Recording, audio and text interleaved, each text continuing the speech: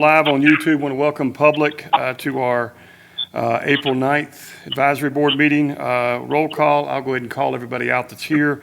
We've got Tina Cruz, Dave North, Roy Buck, Jim Miller, Eric Nelson, and Commissioner Kaufman, and myself as Director for Natrona County Parks, Recreation, and Leisure.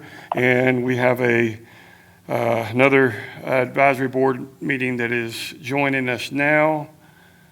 We're waiting on Stuart to join in. So other than that, I'm going to pull up. I'm going to go to the share screen and pull up the agenda. Well, I thought I had the agenda pulled up. Hold on one second.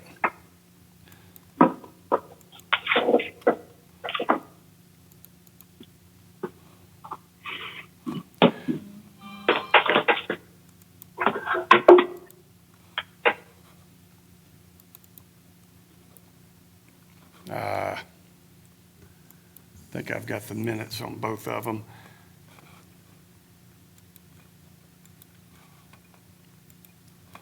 And my computer is now freezing up. Perfect. Technology, we love it. Yeah,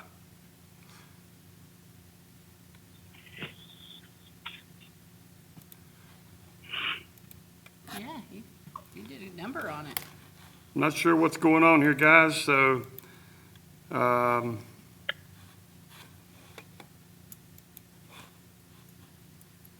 Let's close it and open it again. If it helps, we can see you guys and hear you guys. Thank you. yeah, thank you.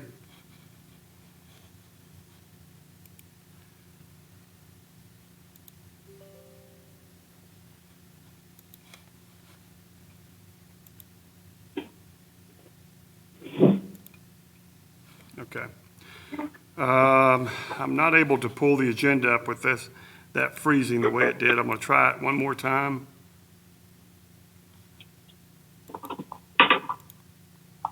Okay. All right, I now have the agenda where I can pull it up. And I'm going to share it. Thanks, Eileen. Eileen, Oh no, let's see, where did it go?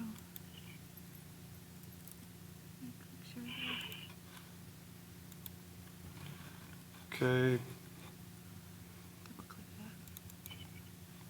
that. there we go. And if you want to view it, go to view.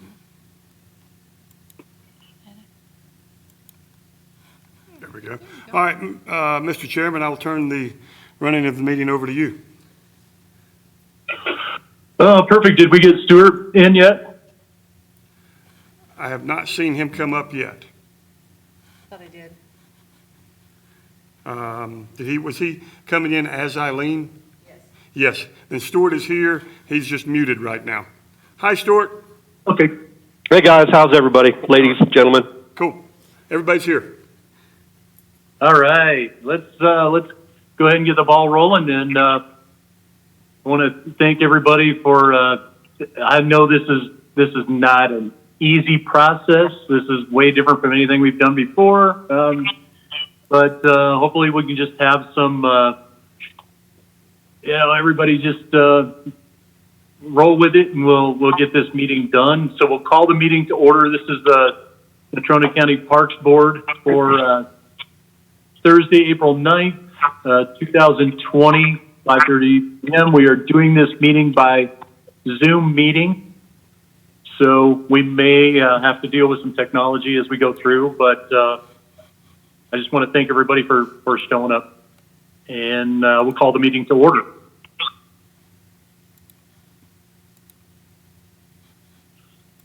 See, I lost the agenda. Got it. there we go. So we've done the roll call. We want to go ahead. Do we want to do the Pledge of Allegiance? Yes, please. Okay, let's do that. So I'll go ahead and start. We'll see how this works. It might be an echo chamber. So we'll go ahead and start. I pledge allegiance To the flag. to the flag To the flag of the United States of America, and and to the republic which for which stands it stands, one one nation, nation, under God, indivisible, with liberty and justice for all. Perfect. That was awesome. I thought that would be fun. Yep.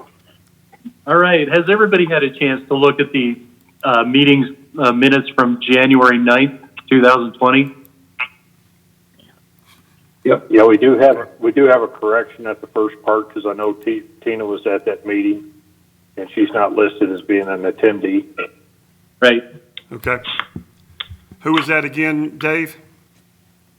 Tina, up at in the first line when it shows Okay. members present. All right, thank you. We'll make sure we correct That's that. all, Tina. Yeah. So we have one addition or one amendment to the minutes. Anything else?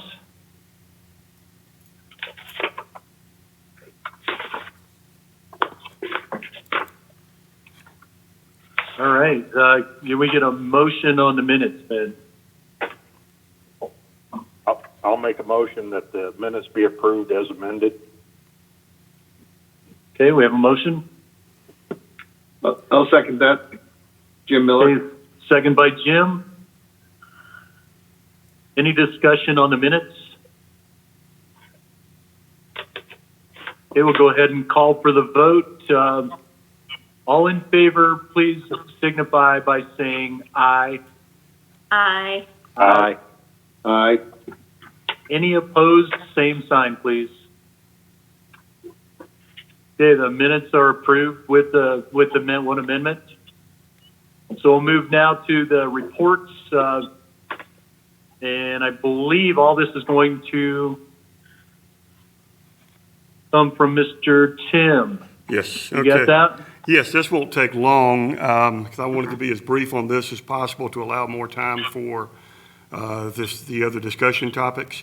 For the mountain, I will tell you just simply, the one thing I have had is nothing but overpraise for Joe and Marvin and the way that they have kept the grooming with the amount of snowfall that we've had, the amazing amount of snowfall that we've had in especially February and March.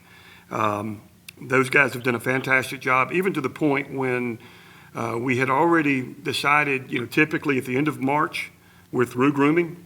And with the amount of snowfall that we had I think it was last Thursday, I already had Joe prepared. He and I talked about it, and we said, you know what, with the amount of snow we're having, let's break protocol and let's go ahead and do some more grooming. And he got out there and did it. We've had people up there enjoying it, having a good time. So we've stayed in winter mode up on the trails longer than we are used to. And we've had great communication with the biathlon range in the last couple of days, or actually in the last couple of weeks and months.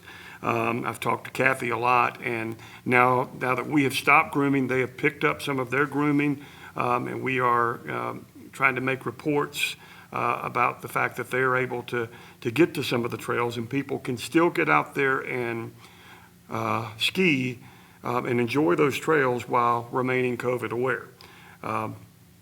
So that's been a good news as far as this has been concerned. We have had, for the mountain, we've had the RFP process come to a completion for the Ponderosa shelter, and I have gone through the process of submitting those reports to the commissioners. They are in our law office as we speak, and they will be coming to the commissioners. Really can't say much more about that until Eric goes through the process to make sure that we went through everything legally, and then he gives it to the commissioners. So that you should be hearing something about that at our next meeting, and we can talk about that even more. But again, the goal is, as soon as weather permits, is to be able to get up there and get a shelter up at Ponderosa so that we can basically put something on that cement slab. Moving to the lake, We've had to make some unfortunate decisions at the lake in the last couple of weeks because of COVID-19, and one of them was working with the commissioners. Once that we found out that the Wyoming State Parks were going to be closing all of their campgrounds and some of the essential areas where large gatherings were, we had to make a decision to close our campgrounds temporarily. Not a popular decision.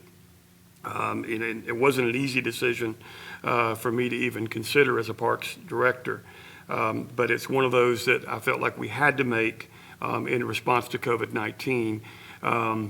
So we are going to be looking at when the water comes back on at the trailers. We're slated to be able to do that on April 15th, but I will say this, with the cold spells potentially coming, if you've looked at the extended forecast, we've got a lot more cold weather still coming, and not able to, when we turn the water on at the trailers, we want to be a little bit more assured that we're not going to have a lot of frozen pipes and broken pipes. So what I would like to do is be able to look at where we are in the COVID-19 stuff that's going on, and be able to make a decision that potentially we entertain what we can do with the campgrounds when we open the trailers back up. So again, with this COVID situation, it's day to day. And I will say in Wyoming, we're in a lot better shape than the rest of the nation when it comes to things like this, because I've seen a lot of my co-parts around the nation that are having to pull amenities in their parks much more than campgrounds. So be thankful in this. We're going to talk some more about the lake in just a minute with some communications. Well, I can say this here. One of the other unpopular decisions that we've had to make in the last week and a half, really, is the swinging bridge down below the Pathfinder Dam. Once we realized through looking back at some paperwork that the swinging bridge falls under our responsibility, it was given to us in 2016 as a management area. There are a lot of safety hazards that were noticed by myself, our risk manager, and our planning department. We went there as a group last Friday to look at some things that I pointed out to them, and they looked at some more. So temporarily, that swinging bridge is closed, and we are working to get the plans for that bridge from the BOR because they, from what I've been able to gather from history, in 1995, they rebuilt that bridge. And I think it took a point from 95, 96, and then they got the bridge back open. But I want to get the plans, and I want to find out what other kinds of studies have been done as far as inspections on that bridge, and then we can see what we need to do to fix it and the adjacent trails to it. Because I believe that this is it's a highly visited trail, and it's a highly visited amenity to our park. And I want to make sure that we fix those safety hazards as quick as we possibly can so that we can get it back open. Again, it was a heartbreaking thing to be able to have to do, but I would rather us have to do it now than all of a sudden have somebody hurt because of some of those safety hazards. Some of the other communications that we're looking at with social media, our Facebook page is now live. It's Natrona County Parks, Recreation, and Leisure is the name of it. And we've had some good success with it, some good hits, and I'm in communication with them on a weekly basis to make sure that we're getting some good information up there. Our website continues to be a great thing, and if you'll notice on the website, even on the Parks, Recreation, and Leisure, when you go to that, there is information about COVID updates, and we are able to get our grooming updates and other Parks and Recreation. If you'll notice, when I've been doing my grooming reports and our blogs, one of the things that I'm trying to say is come and play in our backyard. It's pretty amazing. That's one of the things that I'm trying to get across to people, to come and play in our backyard, because if we start treating this place as our backyard, we'll try to make sure that we're doing some good stewardship with it. The other communications, I think, we're communicating back and forth on email, and I want to continue to stress to you guys to reach out to me on email, any kind of things that you may see as issues, and we can work through them, treat them as opportunities instead of issues. Signage, one of the communications that came forward from our last meeting was working on signage. I've had some communications with Jim about the grant that's out there. I've gone up and I've looked at the kiosks that are in question. The one thing that we cannot do is we cannot make any changes and make some signage until we get through with the park's rules. So I will be ready, and what I've asked Jim to do, and he and I are going to meet Monday, and Tina, if possible, we'd like for you to meet with us. We'll do a phone conversation Monday morning so that we can talk about how to be ready when we make the rules process. But one of the other things that we are going to suggest is that we'll need to ask for an extension in this process so that we can make sure, because one of the other priorities is that we want to make sure that we are singing on the same page with the other sign thing that's going on with the town, with the wayfinding signs that are coming, that would make sure that we're coming on the same page with that. So that's some of the work that's been done with that, because some of the other things that I've done is I've communicated with our GIS department, and we're going to be working to inventory every sign that we've got and see where we need to update it, but also to make sure we've got the correct logos on it. And some of the logos that are out there are shared logos, which is great. It shows our partnerships with Central Wyoming Trails Alliance and other entities that are helping us with this. But we need to make sure that we inventory those so that we can see where we need to make our corrections and fill our holes. So that way, one, we're giving a good message as well as having good 911 response. Processes and procedures, one of the things that I have done a lot of in the last couple of weeks, probably more than I really expected to, but is working with the Board of Reclamation, starting communication with the BLM. They've actually reached out to us since our last work session meeting. They watched it on YouTube. I thought that was pretty great. But working with them to shore up some of our processes.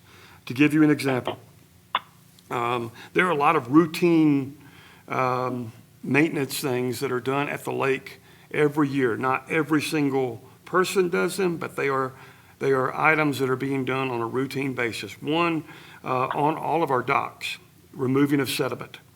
We need to make sure that we're removing sediment off of our docks, but that is a permitting process, not just with the BOR, but it goes with the Army Corps. Another thing that is done is removing, or basically going in and gathering the sand from the beaches and pulling it back and getting it back on the beach. That's something that we do as a park on a couple of our beaches, as well as some of the things like the Casper Boat Club and things like that. They're doing that. But that is also a permitted process, as well as in every single dock. Typically, every year, there's a couple of the docks that are wanting to dredge and get some of the sand out from underneath the docks, some of the sediment that builds up, so that way they can safely be able to pull their boat up to the dock and their dock is not damaged by the way the sediment is rising.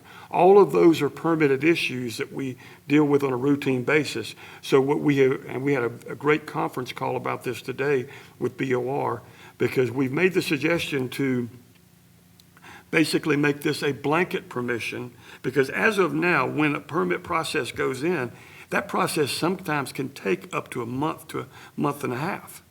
A lot of times people start realizing once they go back out to the lake during this 2-week process that we need to be able to go ahead and do that. Then they start this permitting thing. They're going crazy. They want to make sure we go through this, but we have these hoops that we have to jump through. it may take about a couple of months, but we'll be ready for it by next season, potentially by the fall, to be able to have this blanket permission that once, you know, Joe Citizen comes to me and they file that permit, then we're able to move through and do it a lot quicker. It could make the difference of cutting down at least 4 or 5 weeks. So I feel really good about where we're going with this permitting process, that especially as they get the site modifications, but it's going to be working together with those 3 entities as well as the Army Corps of Engineers, rather than each time having to get them to write a letter and go through this, and even going through the NEPA process, which is probably the longer part of this. We're working on getting blanket coverage. So just to let you know, I feel real good about where the processes and procedures are going through this. And I think we're going to be able to stay going through the right hoops, managing our land, and be able to make it a win-win for the consumer. And then the park's response to the COVID-19 basically is the same as with the county, and we're trying to give the county as much information as we can on a weekly basis to help them make their decisions. So that's my report. I know it's a little lengthy, but any questions about the items that we've discussed? Tim, what time is the meeting or the call on Monday? I have to be to work at 10 to help hand out electronics to kids. So. Do you want to go at 8 o'clock, Jim? 8 o'clock's fine with me. Okay, then I'll send out a meeting invite as soon as this meeting's over with tonight. So we'll go with 8 o'clock. Okay, thank you. Thank you. And I will say, in addition to the lakes, the Cabin Road project, as well as Black Beach and Cottonwood, those projects have been bid out as well. And we should see activity going on with those this summer. And then the RFP process is in place for finishing up the full hookups. So we'll be able to hopefully see work on that going on this summer as well. Are you going to have all the roads then at the cabin area going through? Great this summer? question. We were able to bid all of those roads out concurrently. So yes, they will be the goal is to have all of those worked on at the same time throughout the summer. It'll be going on, yes. That should be fun. Yes. That should be fun. Okay. On the mountain, the well, everything's still going well there? Are we still moving ahead? Yeah, basically I think we've had communication with the well. Mike is helping work that to fruition, and we've been in great communication with the EPA as we move forward. So that's still happening this summer? That's the goal, yes.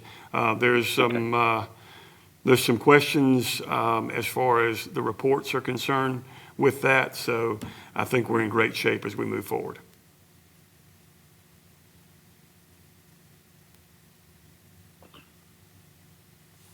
So I had a question on the social media, and you had mentioned that you're putting social media out on Facebook, and what other? Facebook, that's it. Instagram? No, Facebook is Facebook the is it? only avenue right now. And it is Natrona County Parks, Natrona County Parks, Recreation, and Leisure, as I'm looking at it right now.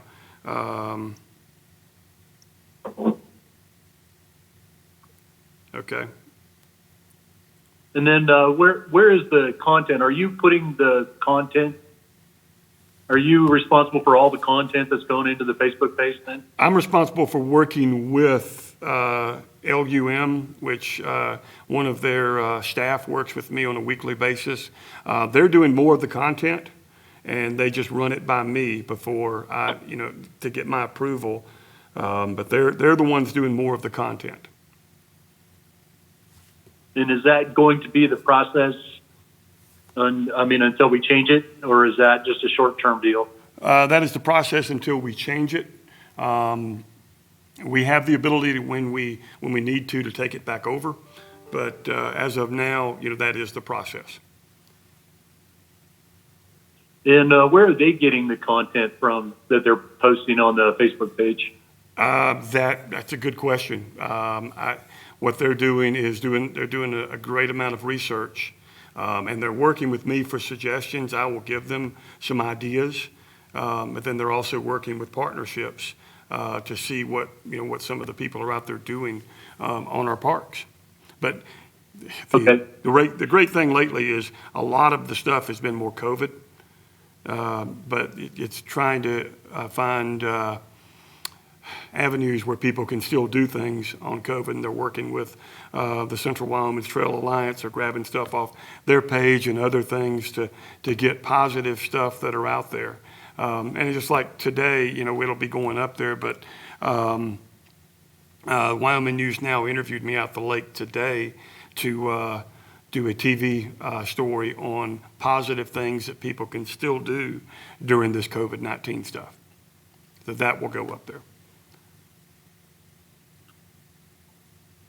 Okay, thank you. Mm-hmm.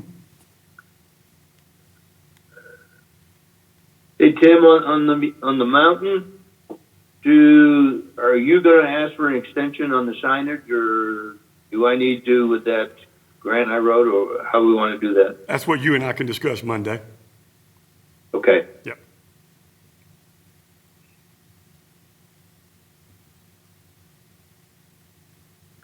Cool. Anybody have any other questions for Tim on the director's report? Have we posted Yeah. anything about the suspension bridge?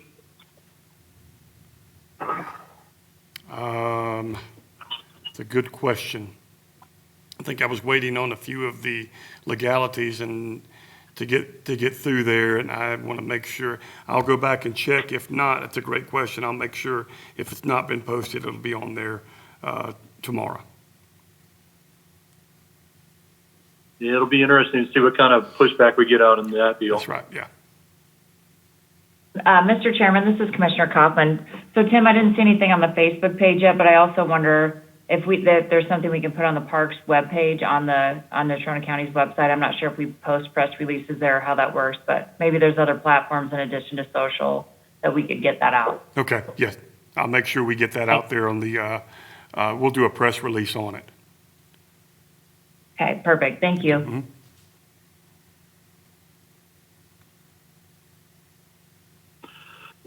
Okay, any other questions for Tim on the director's report? Yeah, this is Dave. Can you guys hear me? Yes. Okay. I was just wondering if we had anything slated for the roof repairs on the shelters up at Bear Trap this year. Basically, I didn't put this on the report. I didn't mention it because we're still in the process of going through that. So we are not prepared to report on that at this time. Okay. But it is a priority. I just want to make sure it was still on the radar. Yes.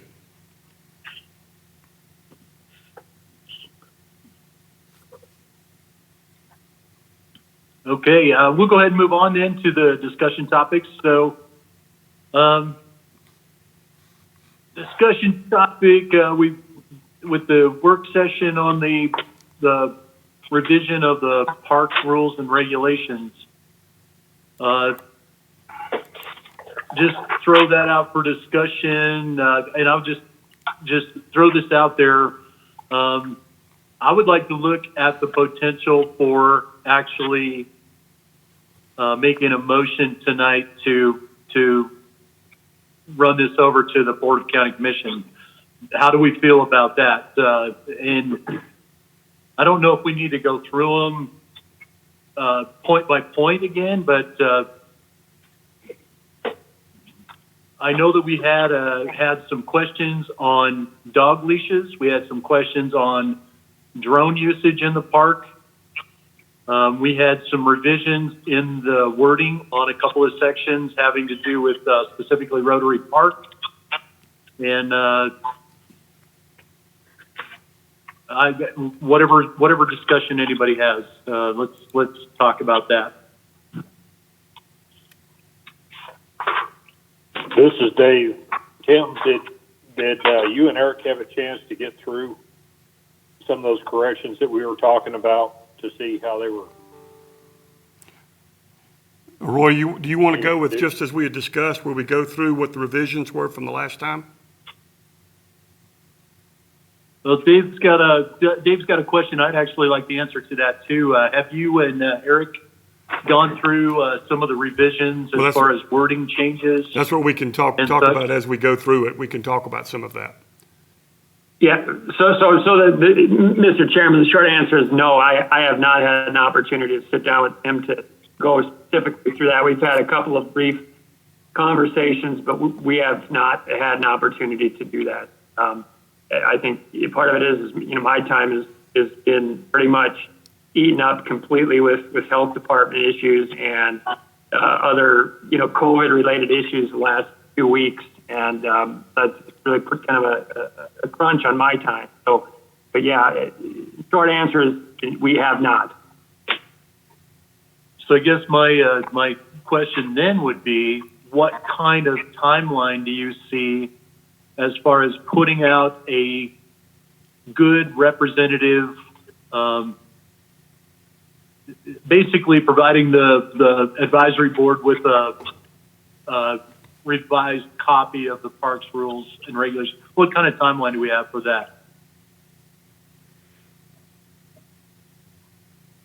So, Mr. Chairman, I didn't need to get with Tim. I mean, we did have a couple of discussions. I know he had some ideas on some wording. I don't think it would really take he and I too long to work through what was discussed at the last work session. So, I mean, depending on his schedule, hopefully next week mine will open up a little bit more.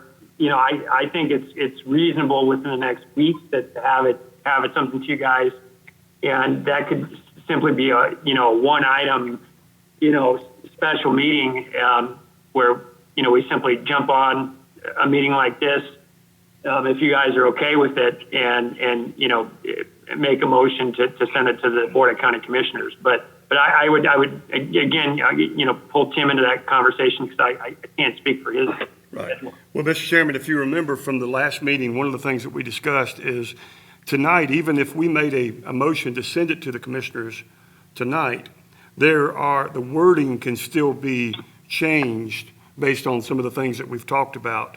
And we can just simply remind, as we work through the work session from last time, we can just remind of that. And even once we send it to the commissioners, during that 45-day period, the wording can be changed as we go through it with our suggestions. But the basic thing is... Yeah, my only concern is, Tim, that, and it's a question I should have asked earlier, but my only concern is that we want to send a revised document to the Board of County Commission that we're pretty confident, right, and has been pretty well vetted. And I don't know if we want to do that without actually being able to look over the revised document before we make a motion to approve it.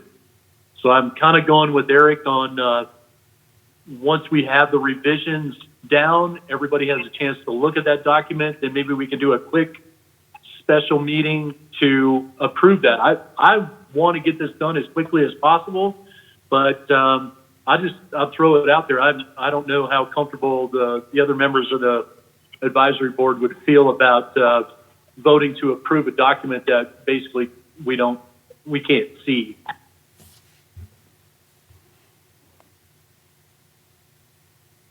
Mr. Chairman, this is Stuart. I agree with you. I would like to see a finished product, something a little more cleaned up than we had there, because we made a lot of changes. Then one last, let's roll through this thing and then make sure we have no other pieces and vote on a couple items you were talking about and move on. That'll be, a week or two, whatever it takes to do a legal meeting. Yeah, it would have to be published, but I would like to see that done in the next 2 weeks. But, I mean, Eric, Tim, do you guys feel that is doable in your schedules? It's doable for he and I to meet, yes. Let me simply remind you of this, is that one of the things we've talked about at the last meeting, where we're sitting at with some of these rules as we go into the summer and as we go in with some of our signage and various things like that. To enter into the 45-day period, we're at middle of May at this point, and if we wait a couple more weeks, we are at June in order to be able to get the rules going. So from myself as a Parks Director, I would like to urge for us to get through this and work through it as quick as we possibly can, because I do not feel like we need to go into the summer without the rules being brought forth. And that's, but I feel like Eric and I can get together?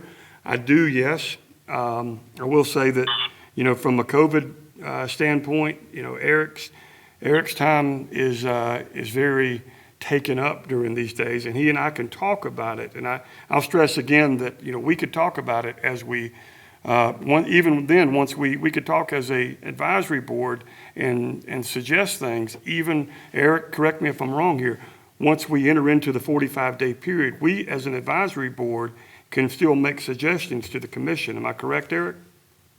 Well, Mr. Chairman, Tim, so you're correct. I mean, the rules can be amended during the 45-day period, or actually prior to final adoption. But when we initiate it, we have to give formal public notice, and we'll have to append a copy of the proposed changes to that initial notice. And so while they can be changed, during the process prior to the final approval, we've got to have something that's going to be sent out as the proposed change as a placeholder. So I mean, we could, go with what we have, but acknowledging that there are going to be changes. But, candidly, I think that it could be seen by the community as being endorsed by the Parks Board. And if it's not to the point where you guys are comfortable, that could be problematic. So, I think if Tim and I can carve some time out, even tomorrow or Monday, I don't think it's going to take us more than probably an hour and a half, 2 hours tops to work through this. And in a special meeting, we could notice, the afternoon of one day and hold it the next. So, if we want to really get this thing through and get it to the point where you guys are comfortable, I think we can do it by the middle of next week, end of next week, absolute latest. And I mean, I'm perfectly, I understand Tim's concerns, but I guess I don't want to put something out there that we know is not necessarily representative of what this board is recommending. Yeah, and I would agree with that. So what I would like to do then, let's proceed. Just like we talked about, let's go through those sticky points. Any issues that any of the board members have, let's go through those and see if we can get that resolved tonight. And then if Tim and Eric can get together at their earliest convenience and get a working revised copy back to us, the board, within the next few days, let's see about trying to put together a meeting specifically to recommend adoption or recommend forwarding the rules and regulations to the board next week. Let's see if we can work on that timeline. Okay. So with that said, let's open it up. What issues do we have? All right. What I'm going to do, as we talked about earlier, Roy, is I'll work you through the work session minutes, because I don't think there's any other questions as far as all the other rules. One of the definitions that we talked about in Section 3 was taking fat tire bicycle, remove rims 2.16, leave 3.8 inch tire in there, and that's the way we talked about it in the meeting. Yeah, and this is Roy. That would be my recommendation. Okay. All right. The next one was where more of the discussion was. Aircraft powerless flight. basically tabling it for further review in order to determine whether this can be in fact be enforced. Let me pull up, see if I can pull up the rules and go to section 5.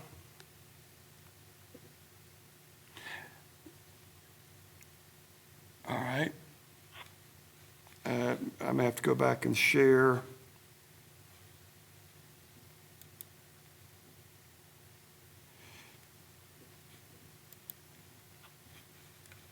You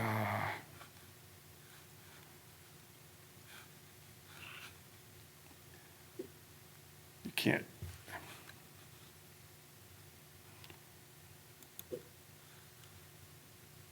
Taking me a few seconds. I'm going to go back and forth. All right. I'm going to share the proposed rule changes. All right. I should have section 5 up there. Can everyone see that? Okay. Yep. All right. Here it is in front of you. You can see where on the bottom there were some of the rules changes. I'm opening up for your discussion on it.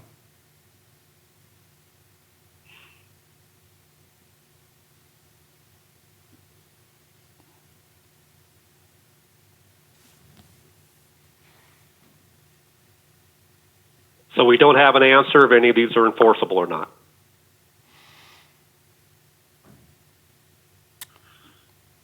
All I can tell you is basically to repeat this what I talked about at the special meeting at the work session, and what I talked with the director about earlier today is that by FAA regulations, and you have to understand that we can say no drone usage in county parks. But that does not mean that you close the airspace above those parks. All that means is you're telling people that they cannot take off or land an unmanned air vehicle, a UAV, within the county park's boundaries.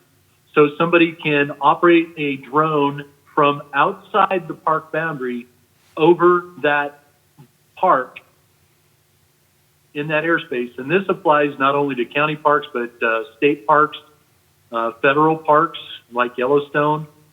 This is the rule. The only agency that can control airspace is the FAA.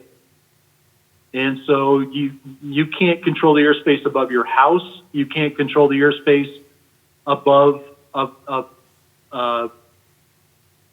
like a park or something like that with a boundary on the ground. That does not limit people from flying into that airspace. The only agency that has authority to close airspace is the Federal Aviation Administration.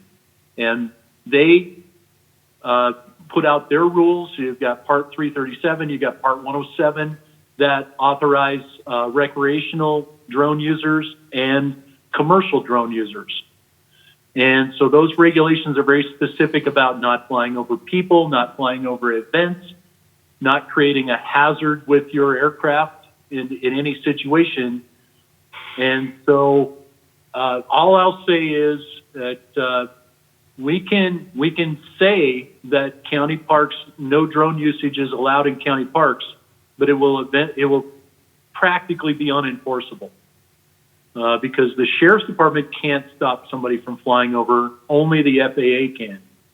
Now, if the person flying the drone is creating a hazard with the drone, like flying it over an event, say Bear Trap Festival or something like that, the sheriff's department could stop that immediately.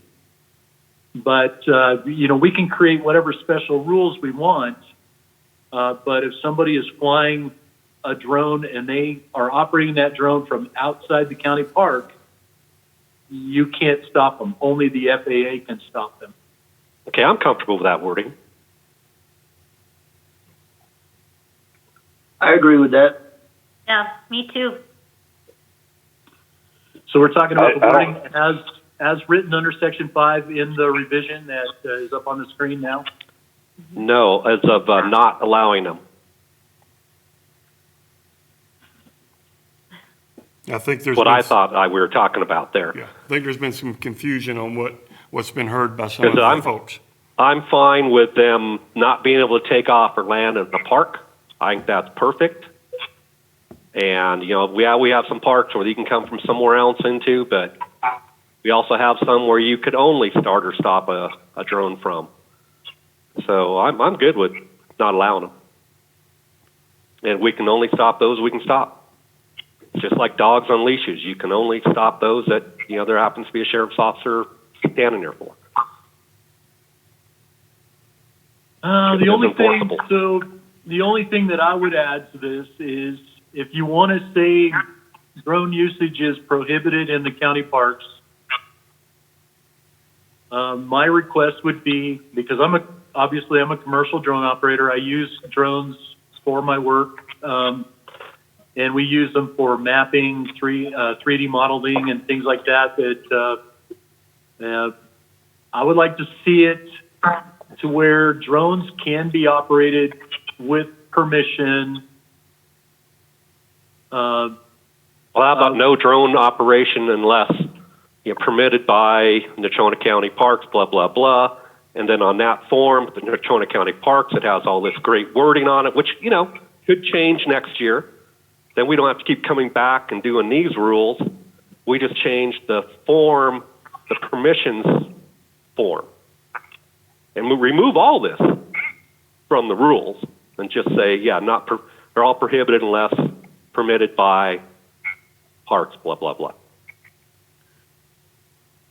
Okay, if I can make a suggestion, bouncing off of what Stuart's saying there is, and this is consistent with what a lot of parks are doing across the U.S., is we could potentially have designated areas for recreational use, where it's, you know, and then beyond recreational use for commercial use and various events and stuff like that, we say permitted only, and it permitted through the parks areas. You know, let's say if mom and dad wants to buy one of the smaller drones for recreational use, things like that, we could have designated areas within our park system that they could do that in. And then the others would be for the commercial user to be able to go through a permitting process with us. And that's something that we could actually look at it as advisory board to see where we would suggest the designated areas. Is that something that would work?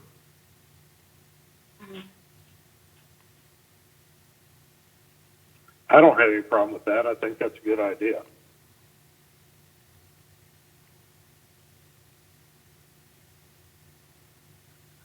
When you say designated area, meaning a certain part of a park, Correct. like, you know, a certain part of Ponderosa Park or a certain part of Bear Trap, or is that what you mean? Right, a field area or something like that we have that could be utilized for the recreational drone usage. Same place our ATVs are going. We don't have one, Tim. It's okay. Gotcha. You saw the look on my face. Yeah, I think that sounds good. And then all the control and all the wording and stuff is all taken care of by legal and that form, and it's not over here in the rules. It just seems like it's easier to deal with.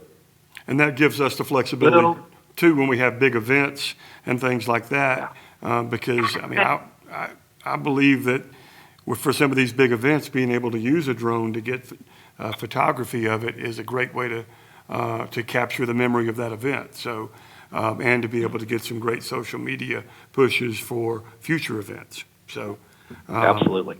the permitting would help that. Mm-hmm. So just for my information here, as we're discussing this, so basically what we're saying is,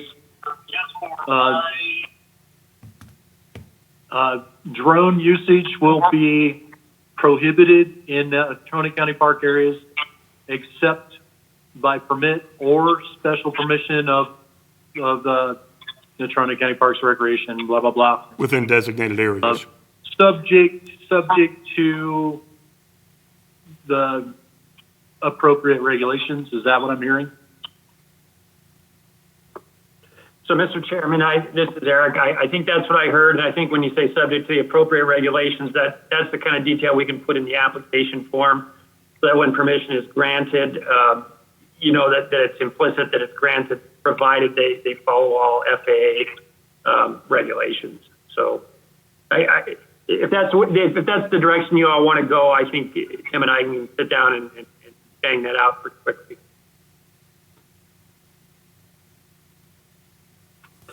I'm good with that. Me too. Okay. Dave, what was your feeling on that? Can you guys hear me? Yes. Oh, all right. I have no problem with going that way. I think that's a good way to do it. Well, I'll just repeat that I think it's mainly unenforceable, but that's obviously the direction of the board. So who am I to stop progress, right?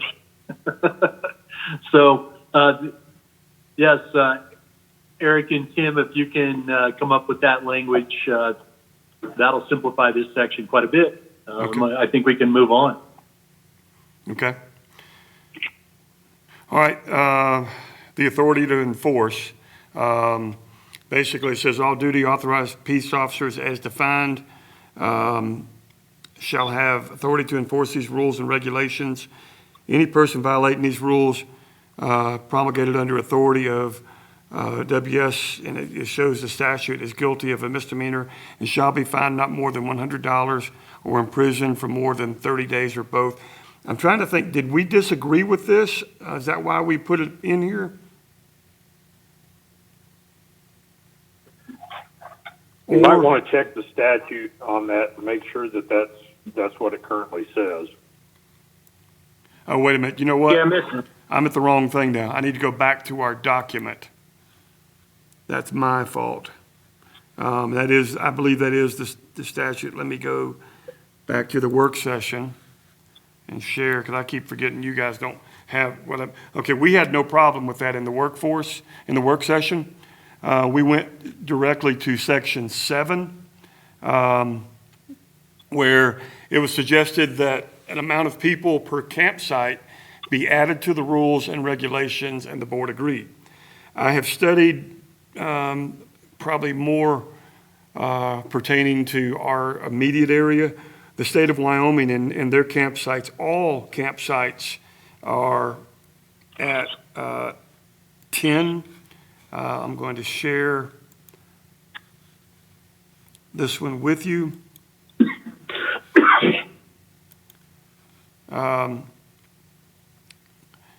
From the knowyourcampground.com, Wyoming State Parks, the maximum capacity at any campsite is 10 people.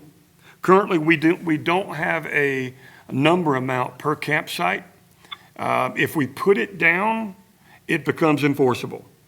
But if we just have it up in the air, hey, we'd like to have this many. There's a couple reasons why this is a trend across America, where it's a best practice, is because of experience.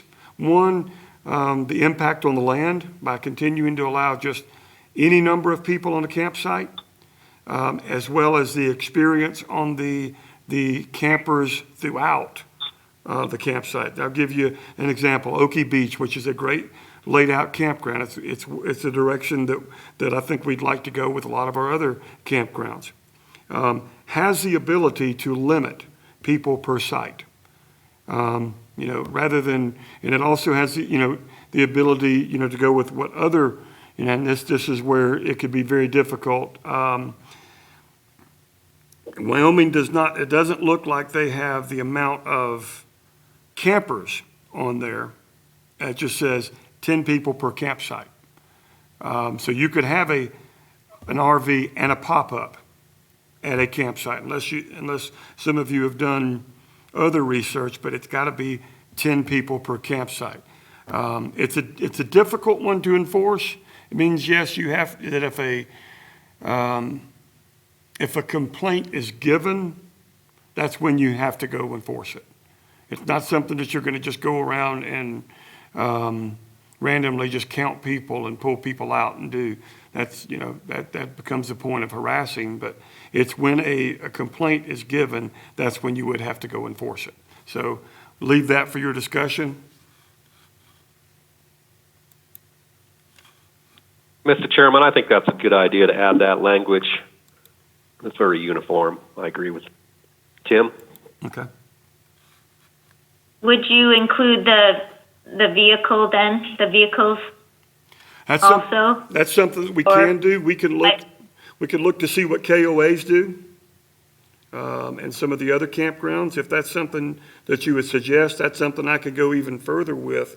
The way we left it at the last meeting was to look at numbers, but that is a great discussion to look at vehicles and see what the best practice is for that, as well as the amount of campers that are per site. I think that we should look into that. Okay. I'll look into that, and when we meet next week, I can add that wording as well and give those suggestions. Well, my recommendation would be, Tim, to just put that in the document as to what you think the best practice is for a number of camp persons and vehicles in each campsite, and then we can look at that on the document, the revised document. Okay, great. I'll do that. Sure be nice to get some public input on those, Would be. since that's new for everybody. Okay. What I can do in that process, I can see if we can get maybe a small survey on our Facebook page and see if we can get some input on that. I'll see what we can. I don't know if it's a big deal though, because we put that in the revised rules. As long as people see it, they'll have a 45-day period of time to comment on it. It's true. With the BOCC, so they'll have plenty of time to comment point. on that specific section. Good point. And so I personally would just say, let's put in our recommendation, make sure that it's relative or relevant to, what everybody else around us is, such as Wyoming State Parks. As long as we're conforming to them and it's had some review by Tim, I'm comfortable with going with what the, best practices are. Okay. All right. We'll move on from that one then. I think we've talked about that one. The one that received some discussion last time was domestic pets and livestock. And it basically said one of the things that Eric and I need to do is review the entire section to change the verbiage for consistency throughout the entire document, re-letter and add to the F section. We'll do that, or add F to this section. But I think probably the most difficult was the collect data on off-leash dog areas. Let me go back to section 10. Let me find that document. Go back to the rules. All right, to go back to section 10 on the rules, I believe one of the questions was dog, cats, and other pets are prohibited unless they are crated, caged, or on a leash no longer than 10 feet in length. The exception to the above rule would be hunting dogs during the act of hunting or for dogs that have been authorized for training exercises. Currently there is no hunting on any of our park property, but it could be, that leaves the language in there for if there was ever a situation where Game and Fish ever felt like the herd needed to be culled and they had to do a special hunt on our property, that leaves the language in there where that could be done. But I think one of the one of the questions was, being, a dog being in control on a leash. So I'll leave it for you guys for discussion.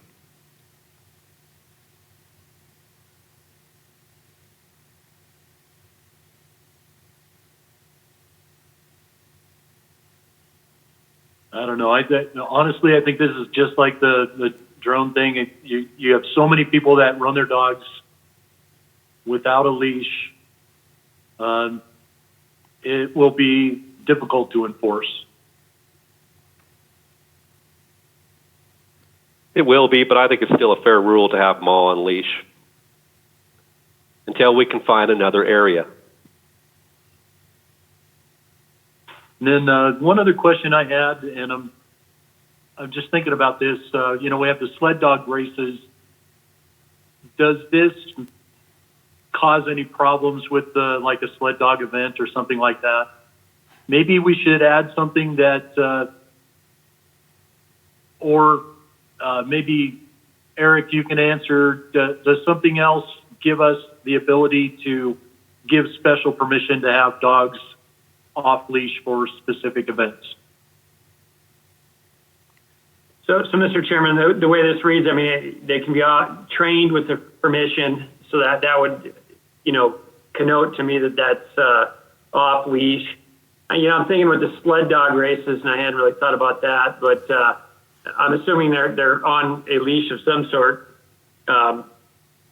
So I guess the way I would approach that is that's by a special permit, and then there would be special, restrictions within that permit that would allow it. And we can give it some thought. That hadn't really even crossed my mind, but I think it's doable, quite frankly. And if we put our heads together and figure out that we need to tweak this a little bit, but I think we can have the general rule, whatever that is, and then I think we can have the ability to modify that for special events. Okay, I just think that would be a good idea. Otherwise, I'm good with that section. And I can speak from being at the sled dog race this year. All of the sled dogs are actually, it's part of their permit and part of the agreement with the sled dog owners. The dogs are on a leash at all times, as well as in control of their owners during those times. And then the other thing that they request is that the other dogs in the area, that it's enforced for dogs to be on a leash, because it can cause problems with their sled dogs. So the wording that is in here works for that. So. Perfect. All right, good. All right, let me go back to the work document. All right, fires. Basically, the only question we had at the last one, and I think we came up with the answer for it, but basically, no fires in Rotary Park is where we came to it. We put it in there when we were discussing it. Then we came to the end. I think we finalized it. Is that correct? I believe That was so. my understanding. Since it also becomes available in section 20. Right. Okay. All right, so we'll move on from section 12. Fishing, hunting, and trapping. Basically, the only reason this came up because it gave us the ability as a parks director or a parks group for us to be able to say when there is an event at Bear Trap or anywhere else, if there's somebody that wants to use, let's say the Game and Fish want to come in there and teach people how to do archery at Bear Trap in a special event, that it gives us the ability to be able to permit it during that time. Other than that, basically that overrides the rules, so everybody agreed on that. That's the only reason this is in here. And then I will say further information will be gathered on guides needing a permit for commercial use. Did we discuss that enough, or was there more information that we needed to discuss on that?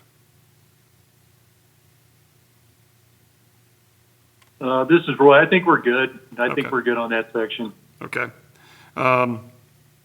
permits, special use and reservations, Section 14, certain areas of Pathfinder Reservoir have not been designated for camping. We're going to be looking into that as far as designated camping areas. I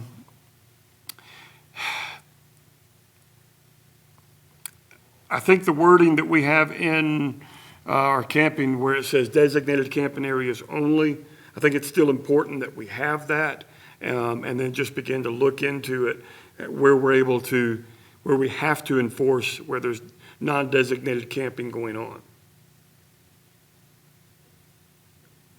I'll leave that up to more discussion.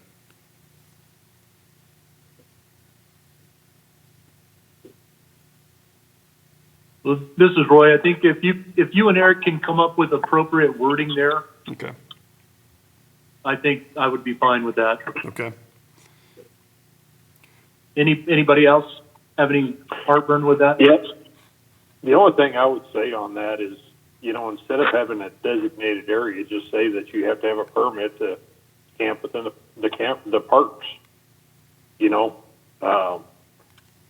I know the area out there at Pathfinder that we've just incorporated, we don't have really designated camp areas, and that's where people were going for a long time. If we just say that they have to have a permit to park or to camp in those areas, that would take care of a lot of that issue, Right. without it necessarily being a designated area. Right. Just trying to make it simplistic. Yeah, because the other issue. Might need another. Go ahead. The other issue that comes up in the winter when we have hog derby and things like that, when the water level goes down some, yes, a lot of people are at that time camping in non-designated areas. That's where I think we as a park system kind of relax the designated area, basically to say it goes beyond what our normal designated areas are, that when the water level goes down, that those areas can become designated areas. So that's something I think that Eric and I can look at in the wording on that.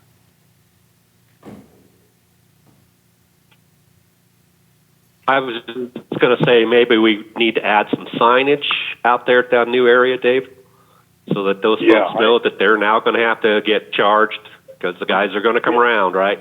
That'll help Tim's group out.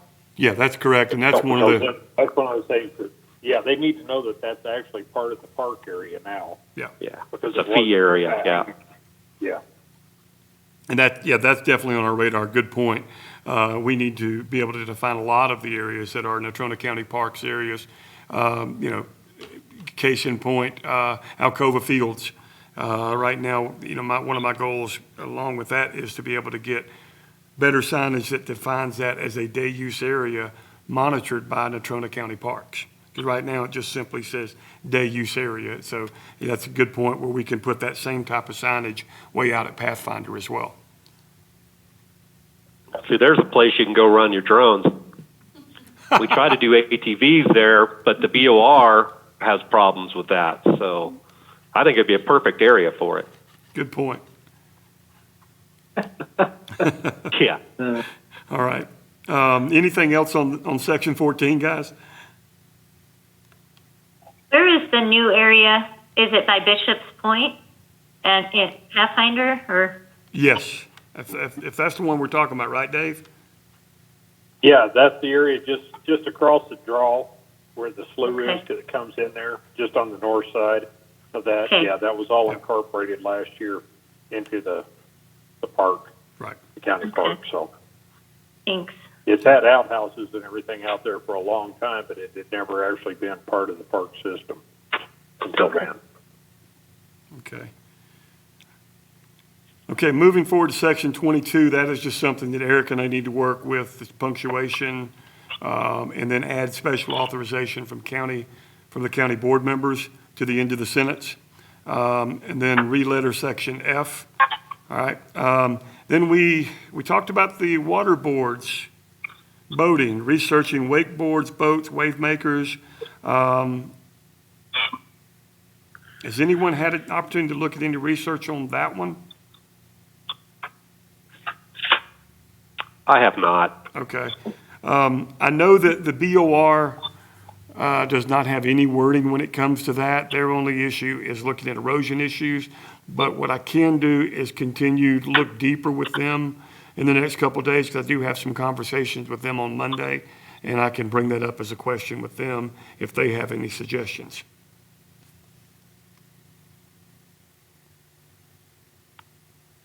That works for me. Thank you. Okay?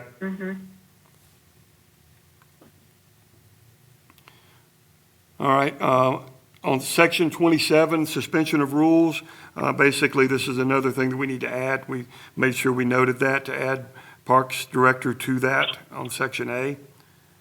And we are at our last section, section 20. Basically, we put in there 20A, fire pits are located at Rotary, but local residents living around the park have concerns about this. Due to this issue, it was discussed to have no fires. Does everyone still agree with that? Basically, to remove fire pits at Rotary Park. This is Stuart. I agree with that. Okay. I agree with that. Yeah, I agree with it. Okay. Question I have from a picnicking standpoint. If someone comes with a Coleman stove, and a camp cooking device, is that something that we can allow at Rotary Park? I think if we put something in there where it's a commercially designed stove, that eliminates that open fire hazard dramatically. So Okay. the whole point is to keep from big fires where we have an opportunity for it to get out of a contained area. Okay. And that's not any different than when we have red flag warnings or something else. We have limitations there where we can utilize commercial stoves to do things like that. Right. And this would be the same way. Okay. Then I will work with Eric to make sure we get the wording right for that. Okay. So what happens with the commercial equipment that has briquettes in it? That they throw the briquettes out of their unit and then load it up on their vehicle and then take off. The briquettes are going to be where? Maybe it should just be propane only. And that is a common practice that is going in a lot of parks, where it's basically doing away with any open fires, charcoal or anything like that, working with more contained fires, more contained cooking devices. I feel comfortable with the propane idea. Okay. I mean, I think it's nice. I look at, we used to go up there with the kids and, and roast marshmallows or whatever. I mean, it's nice for a family to be able to have some sort of, to be able to cook somehow and spend time up there. But Well, I propane can is tell you, good. yeah. I can tell you right now, we've already had several wildland fires around town, and it's way too early for that. Yeah. So I think this year is going to be a challenge anyway, and if we get this in place, if we do limit it to propane cook stoves or something of that nature, if they want to do that, that eliminates a lot of hazard.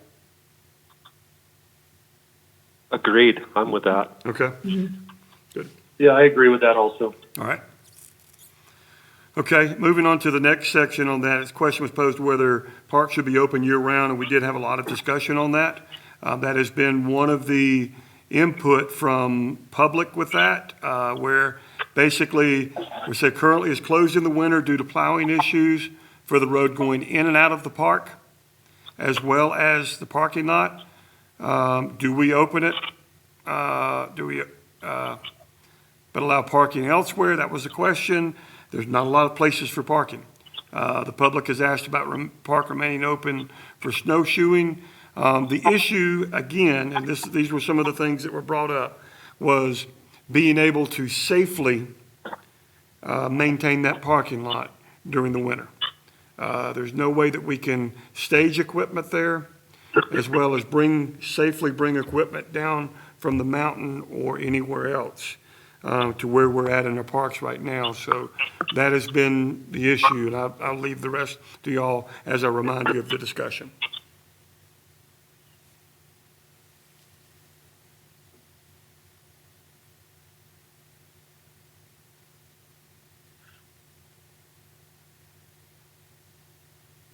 It's a tough one. I've had a lot of folks call about this one over the years. There's a lot of passionate folks who do use that in the wintertime and that do not block driveways. I would like to leave it so that the park, we can close the gates, just closed for drive-ins. The park is open. Yeah, there's rules on parking on that road, and if you get, you can get ticketed there, and that's really not ours to worry about it too much, I don't think.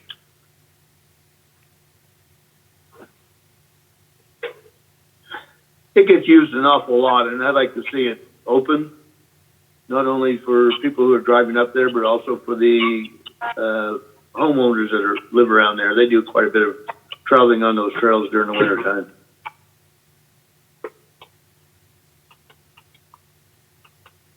I agree with that. And if it's something that we need to look at as far as making it so we have a parking area right down there close to the road for winter use only, that may be something that we look at in the future, and just see what comes up and what's available. But I do think it should be open during the winter time, and just limit vehicle traffic.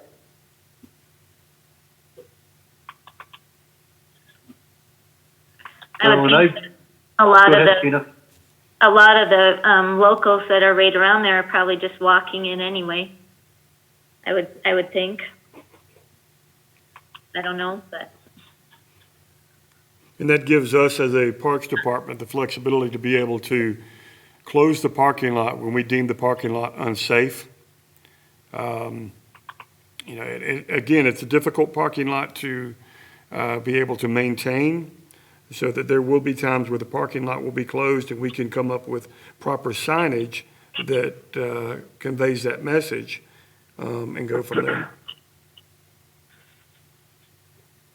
So I guess my question is, to you, Tim, can we come up with wording here that allows that area to be open and then closed given snow conditions, as far as like parking lot? I feel like we can. I'm going to also pose that question to Eric from a legality standpoint. Eric, where do you stand on that?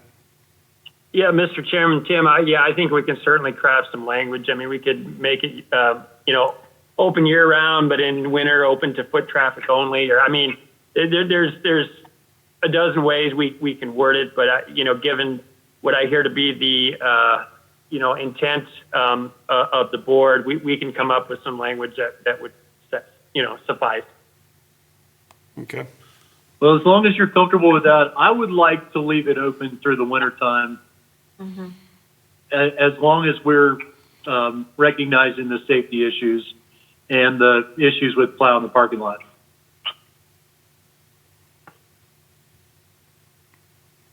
I think again, it's going to behoove us to make sure that we have correct signage in areas where if a rescue needs to happen.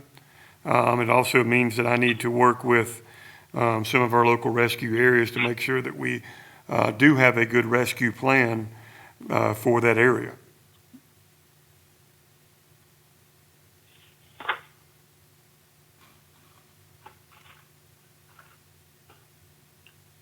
Of course, that's summer and winter as well, so. All right. Here we go with I think we're very close to the end. One of the last thing was the Roman numerals needed to be changed around. And Mr. Chairman, this came from you basically saying that biking is not permitted at this time due to land agreements, potentially put, again, a Roman numeral there again at the top of this section. But Eric and I will look into the section further and make sure that we put the correct wording. But the way that the suggestion was made that biking is not permitted and to where the areas that we need to make sure that we are correct in saying that. Any further discussion on that?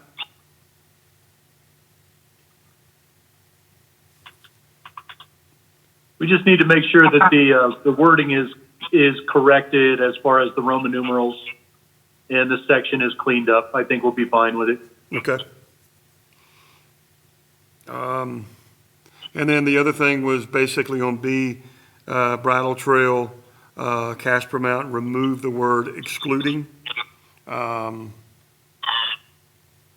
I think it's basically where it says, including bikes is what the wording was. That is all of the conversations from the work session. And I think we have worked through that. Yeah, so what I would say is, does anybody have any other issues that we did not discuss as far as the rules and regulations go?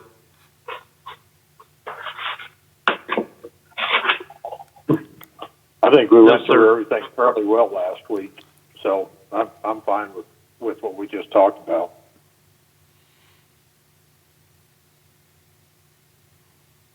Okay, any other comments? Hi, Mr. Chairman, on section 22, the trail use, down on section M, it just, it mentions bumps of Daisy Hill, but there's other areas in the Nordic section also, on both in the biathlon and in the Nordic area, that people would like to sled beside the bumps of Daisy area. Should we word that so? Talk about where you're talking about again, Jim. It'd be section 22, M. Okay. That's the problem is with this, I wish I could remove this, but I can't, so.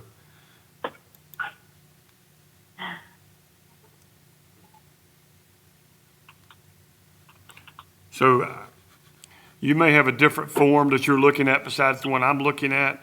For some reason, a comment on there was put on there about defining bikes, and I don't think that comment can be removed on here. So it says no sledding, coasting, tubing, tobogganing, and then I'm not seeing the rest of that section. So Jim, do you have another one in front of you? Or snowboarding is allowed in Casper Mountain Park's Bumps of Daisy Hill. So did you want to add other areas right after Bumps of Daisy Hill? Well, I think any of the skiing areas, we don't want any of that stuff to take place going on into, the ski areas. Okay.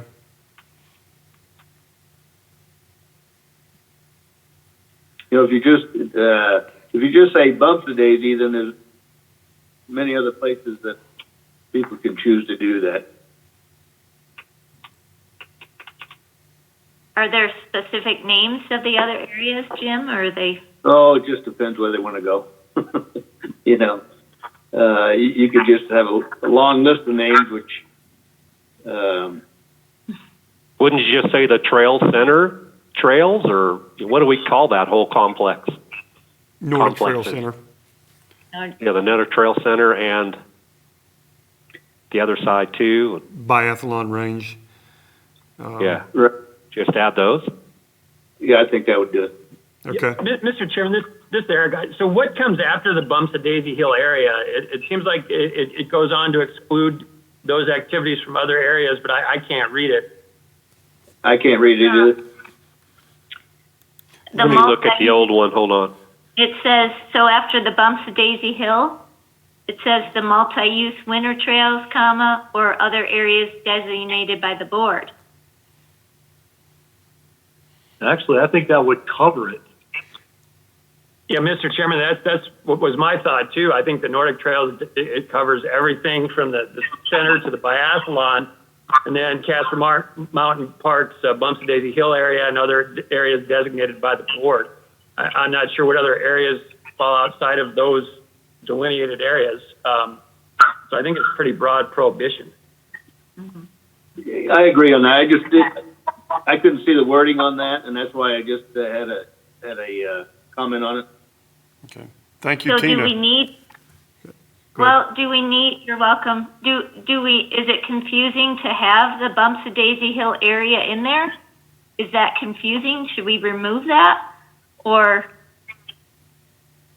Mr. Chairman and board, maybe the way to do this is just to say none of that's allowed except in areas designated by the Parks Department for such activity. I mean, just make it a blanket prohibition unless otherwise specified. Yeah, because my currently only- it says Castle Mountain Parks, Daisy Hill, Bumps of Daisy, the cross-country ski trails or other areas designated. That's the current ones that are in effect today. So I agree with Eric. Let's just knock that down. Okay. Use his wording. I agree. Yeah, that sounds good. mhm.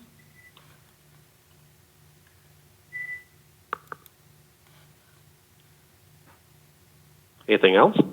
Yeah, were there any other discussion on the rules and regs as far as revisions?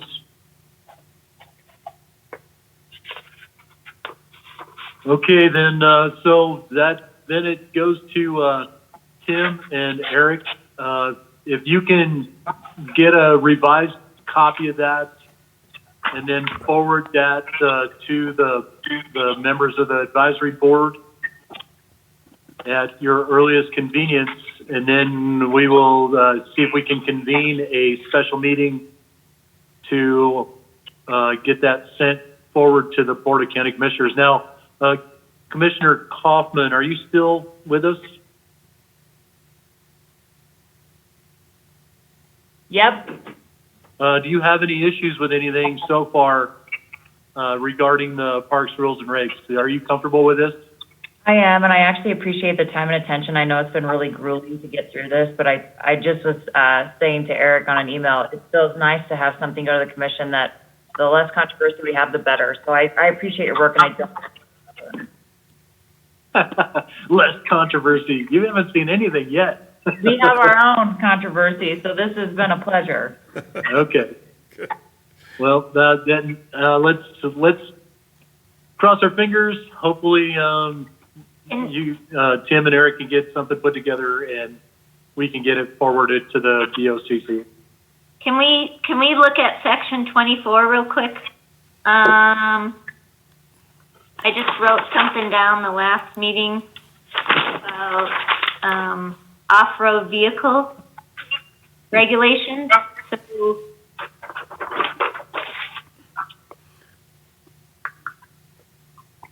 Okay.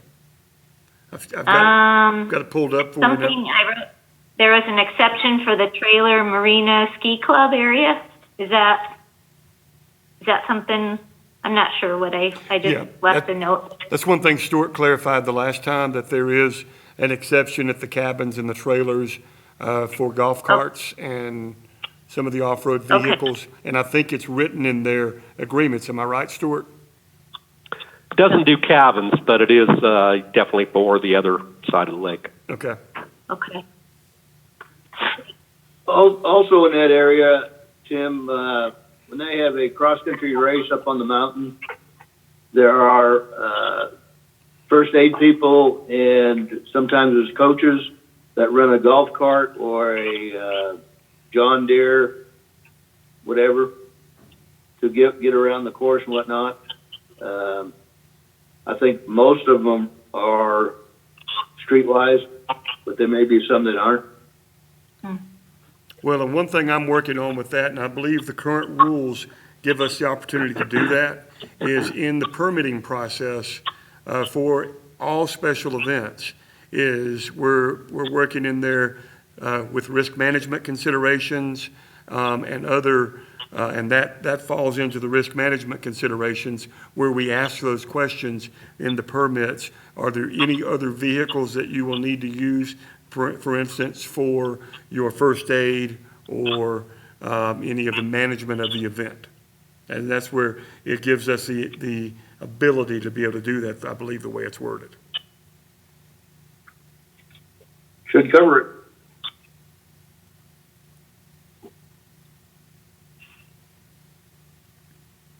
Cool. Any other comments as far as the parks, the rules and regulations go?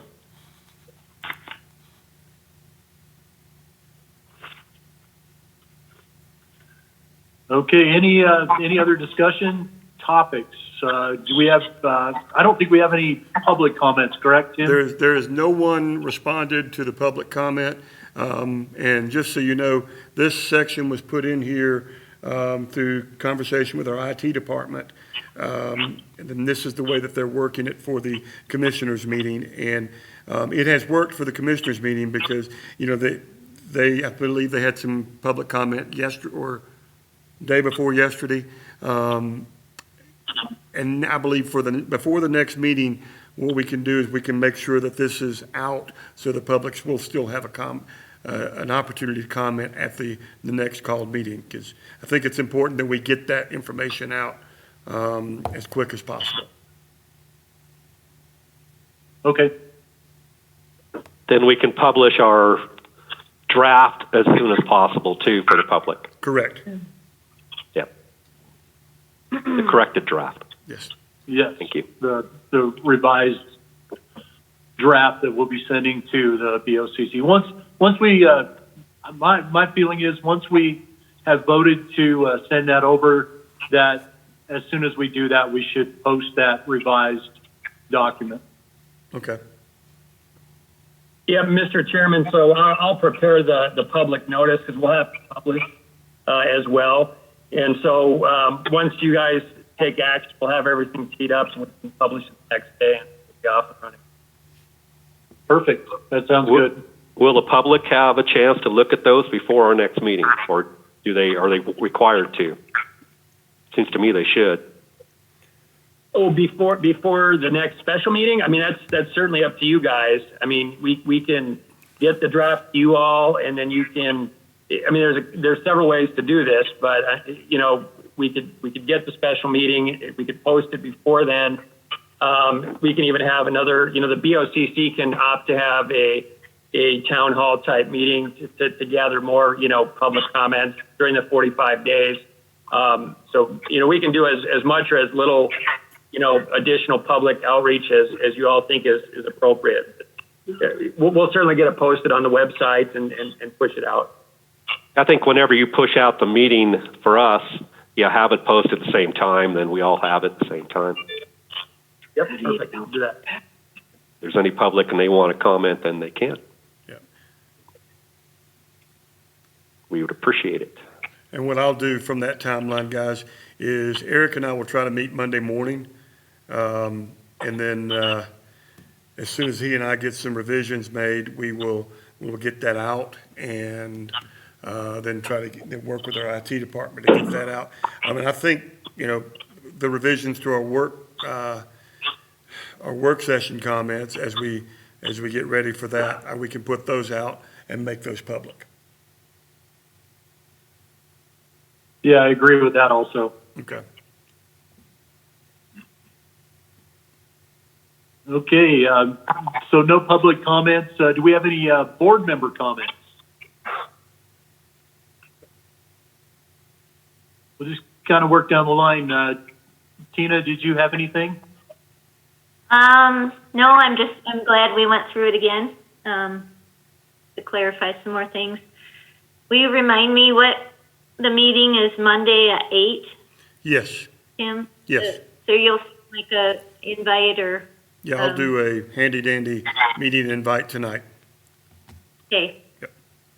No, that was it. Okay. I'm glad we went over the rules and regs again. Cool. Jim, did you have anything? No, I just, we've been working on these rules and regs for a long, long time. And I'm just happy that we've got some direction and guidance and something we put forward to the BOCC real quick.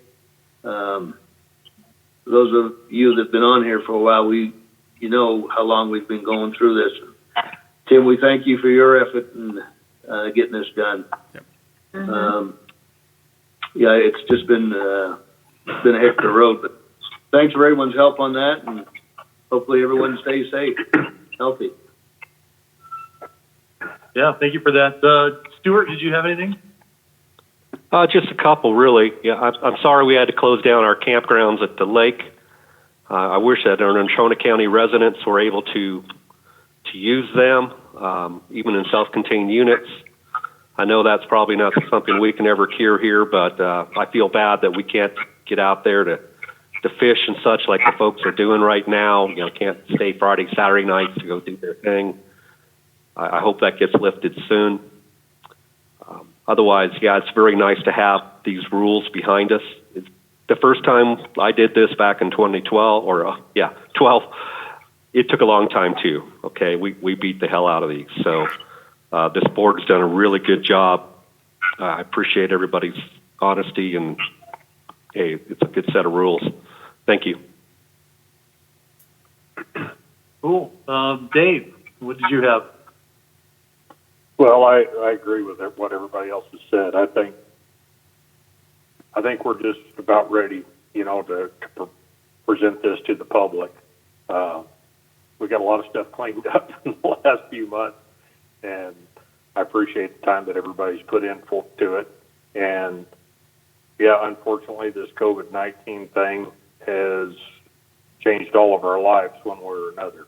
And I'm hoping that it comes to an end soon, so we can get back to our normal social distancing that we do in Wyoming and enjoy the outdoors a little bit more. So I just want to thank everybody for their time and what we've done so far, and that I do look forward to working with Tim more this summer, as we move forward and getting some of these things that have been on the slate for a long time that needed to be addressed, and we're moving in the right direction. Cool. And I'll just say, Commissioner Kaufman, did you have anything you needed to add or wanted to add? No, I would just mirror everybody else's comments. Thank you, Mr. Chairman. Cool. And lastly, I just want to thank everybody like Stuart and Jim noted. We've been working on these things for a long, long time. So much hinges off of these rules and regulations. I just want to thank everybody for pushing through and getting this done so that we can go forward with signage projects and just I feel like we were starting to get this wheel turning, and let's just keep it going. Thank you everybody for your hard work, and just to kind of piggyback off of Dave, I'm afraid that the COVID-19 has maybe changed this forever, a little bit. I'm hoping that we do get back to some semblance of normalcy, but I think our world is going to be a little different from now on. So, but I am looking forward to getting back into a meeting room and where we can have the public in front of us talking to us about these issues. So anybody out there who may be watching this, I just want you to know that we heard your comments. We've heard what you had to say, and it's all in here. So thank you, everybody. Thank you, Mr. Chairman. Do we have any other board comments? Okay, well, we'll entertain a motion to adjourn if somebody's got one. Mr. Chairman, I make a motion that we adjourn. I'll right. second. All right, motion to adjourn. We'll go ahead and adjourn this meeting, and I'll wrap my electronic gavel here and just say thank you, everybody, and we'll look forward to hopefully seeing everybody in person at the next meeting. We'll see. Have a great holiday. I hope so. Bye-bye. Yeah. Thank you. Good night. Night. Night. Thank you. Right.